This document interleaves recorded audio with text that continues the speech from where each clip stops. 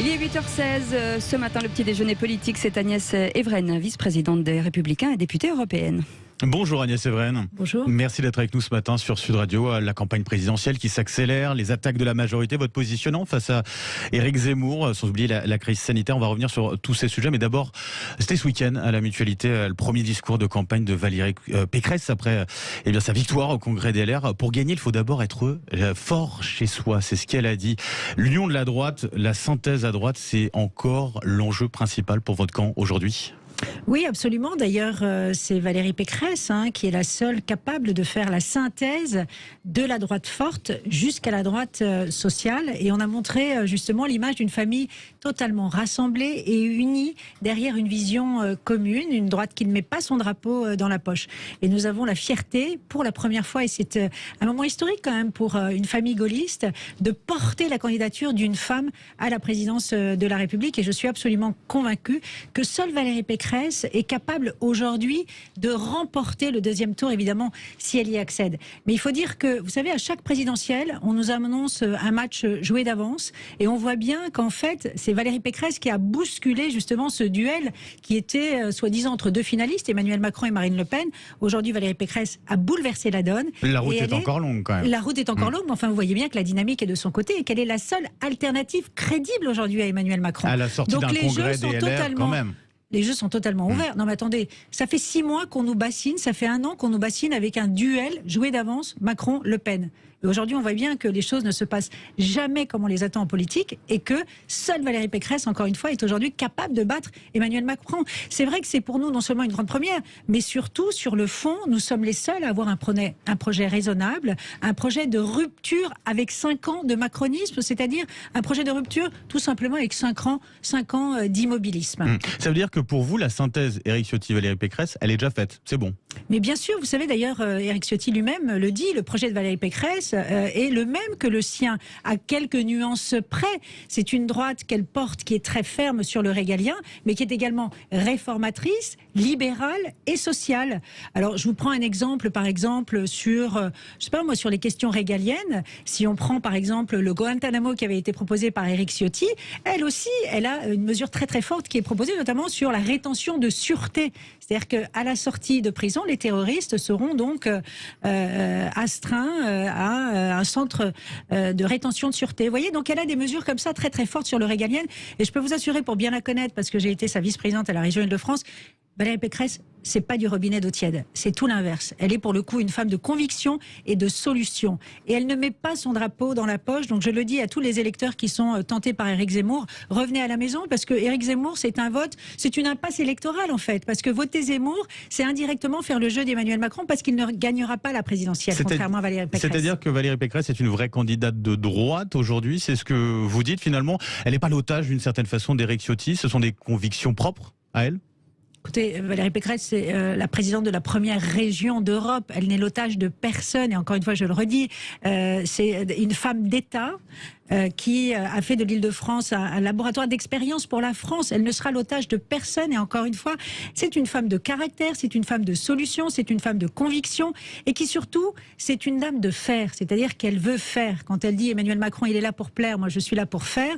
Moi j'ai vu son bilan à la région Île-de-France sur des tas de sujets, notamment sur la réduction des dépenses publiques, par exemple. Elle fera sur les questions régaliennes, elle fera sur le social, elle fera.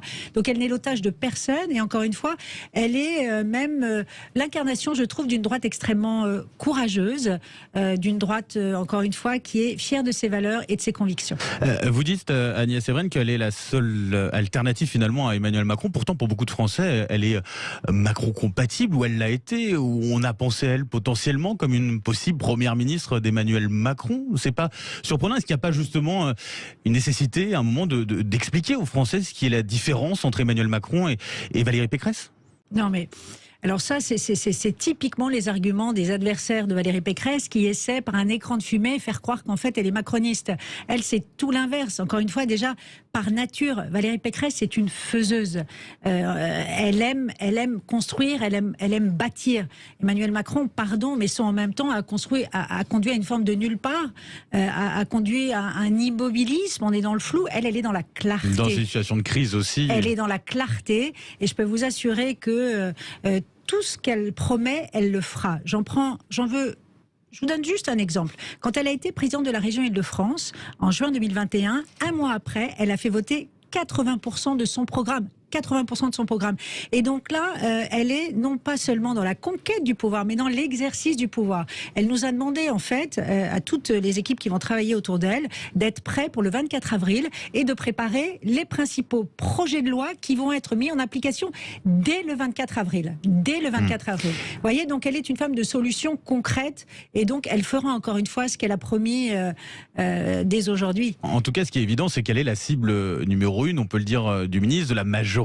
Pas mal d'attaques, alors notamment du ministre de l'Intérieur, Gérald Darmanin, je le cite, qui voit Valérie Pécresse comme une bonne candidate pour Versailles, pas pour Tourcoing.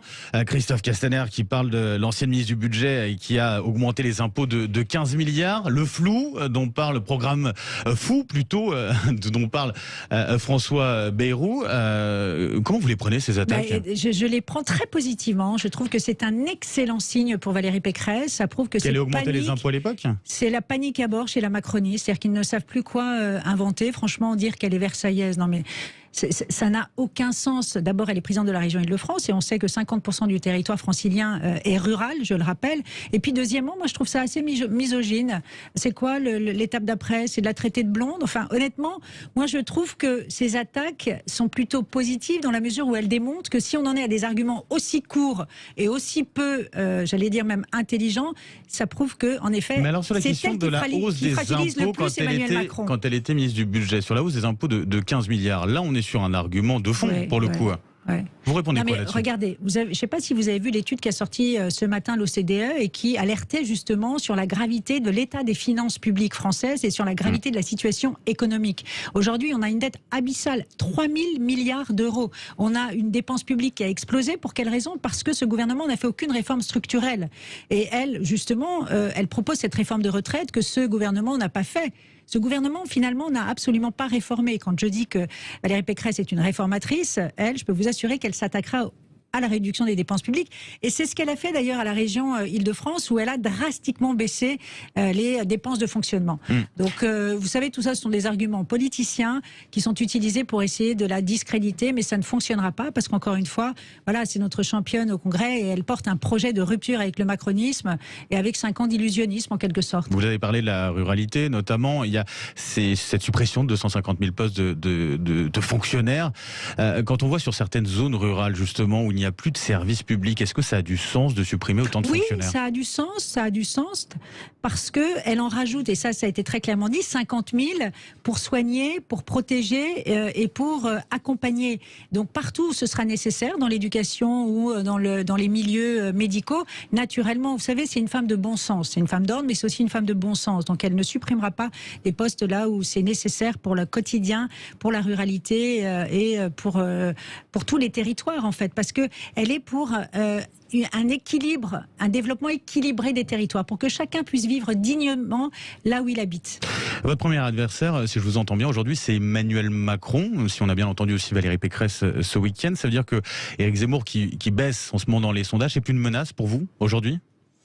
Éric Zemmour, écoutez, bon déjà, on est, on n'est pas différent. Enfin, on est différent dans la vision qu'on porte. C'est-à-dire que lui, il est dans la nostalgie d'un passé réinventé. Nous, on veut construire l'avenir. Nous, ce que je veux dire, moi, juste à ceux qui sont tentés chez nous d'un vote Zemmour, c'est qu'ils comprennent bien que c'est une impasse électorale, parce que Éric Zemmour ne gagnera pas la présidentielle. Aujourd'hui, après un quinquennat d'Emmanuel Macron, on a une société qui est fracturée, archipélisée, avec une exacerbation des inégalités sociales et territoriales. Et on a besoin, il y a un impératif national de rassembler les Français, de les réconcilier, de les réunir.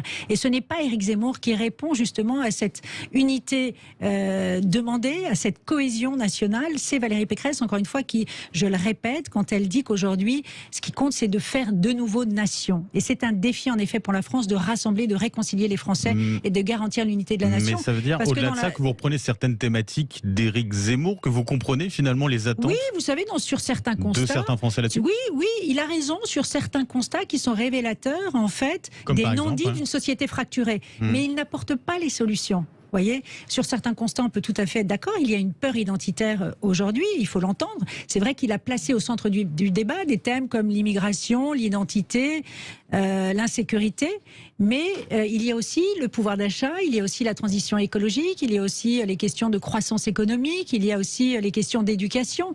Voilà, sur tous ces sujets-là, nous avons, nous, évidemment, des solutions à apporter. Donc, il ne suffit pas de parler d'immigration, d'islam et d'identité pour résoudre tous les problèmes de Français, ni même s'appeler Marcel Zidane, par exemple, pour régler des problèmes d'identité. Éric Zemmour qui était ce week-end en Arménie avec Philippe de Villiers, juste avant d'ailleurs Valérie Pécresse qui a prévu de s'y rendre avant Noël. Il vous a un peu coupé l'herbe sous le pied finalement, Éric Zemmour, là-dessus.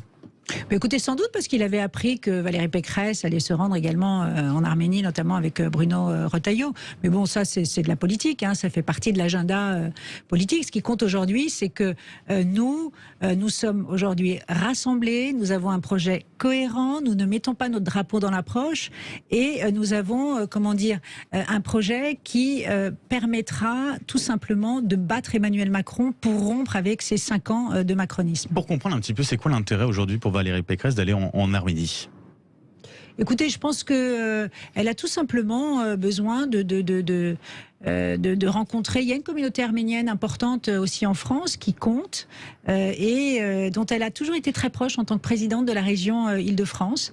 Donc je trouve que ça a du sens aussi d'aller voir nos alliés arméniens. Sur les chrétiens d'Orient aussi notamment, c'est un sujet aussi. Exactement, bien sûr. Sur les chrétiens d'Orient, elle travaille beaucoup d'ailleurs avec Patrick Karam qui a fait un travail assez incroyable justement vis-à-vis des chrétiens d'Orient. C'est un sujet qui a tout son poids et qui aura tout son poids dans la campagne présidentielle. Ça veut dire qu'on peut faire un parallèle avec la France sur une civilisation chrétienne qui serait menacée comme elle l'est en Arménie.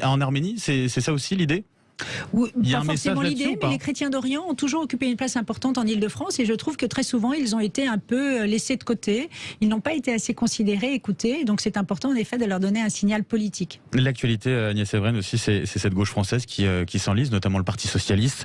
Quand vous voyez un parti de gouvernement qui plonge comme ça vous inquiète, vous, en tant que femme de droite, mais des Républicains, parti de gouvernement aussi, c'est une source d'inquiétude ? Oui. Franchement, oui, je trouve que c'est pas bon pour le débat démocratique, qui a toujours été polarisé entre d'un côté la gauche et la droite. Et je trouve que la gauche fait aujourd'hui pauvre figure, c'est-à-dire que la gauche est aujourd'hui coupée en deux, morcelée, divisée, avec d'un côté une gauche qui heureusement reste attachée aux valeurs universelles et aux valeurs républicaines, mais d'un autre côté une gauche à la dérive, une gauche identitaire qui dérive en fait vers plus de communautarisme, de racialisme, d'indigénisme, et qui finalement a perdu ses valeurs. Quand on entend dans le 12e arrondissement de Paris un maire écolo qui refuse les sapins de Noël, voilà, c'est cette gauche hors sol en fait qui nie tout simplement quelle est l'histoire de la France. La France, c'est aussi les sapins de Noël. Donc voilà, je vous dis, cette gauche coupée en deux, entre une gauche bobo hors sol et une gauche qui reste heureusement attachée aux valeurs universelles. Mais Anne Hidalgo était la candidate par défaut, en fait, dans cette élection. Personne ne voulait porter le drapeau du Parti Socialiste en 2022 parce qu'ils n'ont pas travaillé, parce qu'ils n'ont pas tiré de leçons de leurs échecs. Et je suis bien placée pour le savoir. Nous avons travaillé, nous avons tiré des leçons de ce qui nous est arrivé et surtout, nous avons désormais un projet solide, un projet de rupture, ce qui n'est pas le cas de la gauche. Moi, je suis incapable de vous dire, ils sont d'accord sur rien en fait. Vous vous rendez compte qu'ils ont quand même 7 candidats. Nous, on est alignés sur l'essentiel. Eux ne se mettront d'accord sur rien parce qu'encore une fois, tout les sépare. Réaction également sur le nom qu'il a emporté une nouvelle fois en Nouvelle-Calédonie au sujet de l'indépendance. C'est une victoire un peu en trompe-l'œil avec le boycott des indépendantistes, avec cette abstention record finalement. Non, au contraire, ils ont dit par 3 fois oui à la France, et donc c'est un attachement viscéral qui a été montré par la Nouvelle-Calédonie à la France. La Nouvelle-Calédonie, c'est la France. Alors oui, il y a une abstention, bien sûr, comme vous le dites, mais c'est aussi... les indépendantistes, donc ça va de soi. Mais ce que je retiens surtout, c'est que heureusement, la fierté de la France, c'est aussi la Nouvelle-Calédonie. L'outre-mer, c'est la France.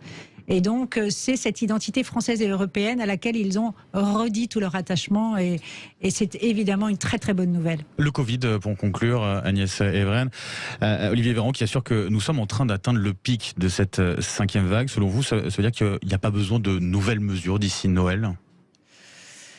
Écoutez, c'est pas à moi de le dire. Moi, je suis pas une spécialiste du Covid. Ce que je découvre surtout, c'est que le virus, on en apprend tous les jours. Donc, c'est très, très difficile d'anticiper. Ça fait maintenant près de 2 ans qu'on est dans cette crise. Ce qui compte aujourd'hui, c'est une accélération de la 3e injection. Ça, c'est très, très important. Et puis, on verra ensuite comment les choses... Mais c'est vrai que d'ici le mois d'avril, puisque la question avait été posée à Valérie Pécresse, elle a toujours été extrêmement transparente.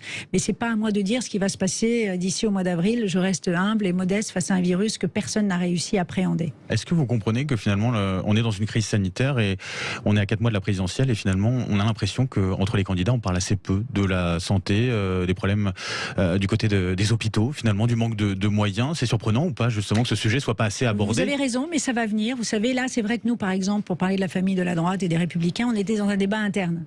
On était dans un débat interne et donc ce débat interne certes nous a fait du bien, mais on était comme dans une forme de nébuleuse en fait qui était bien en interne, mais du coup les débats de fond vont être enfin exprimés devant les Français désormais. Mais c'est un sujet absolument prioritaire et évidemment tous les candidats à la présidentielle devront en parler. C'est un sujet que nous portons nous avec Philippe Juvin et qui fera évidemment partie de cette équipe de France que nous proposerons. Et pour affronter notamment Emmanuel Macron et les différentes mesures qui ont été prises finalement durant cette crise notamment. Oui, absolument. D'ailleurs, nous, on a accompagné le mouvement. On est un parti de droite, un parti responsable. Et donc, en tant que parti responsable, nous accompagnons toutes les mesures qui visent à protéger les Français contre ce virus. Agnès Evren, un grand merci d'avoir été avec nous ce matin sur Sud Radio, vice-présidente des Républicains, députée européenne. Merci à vous et bonne journée.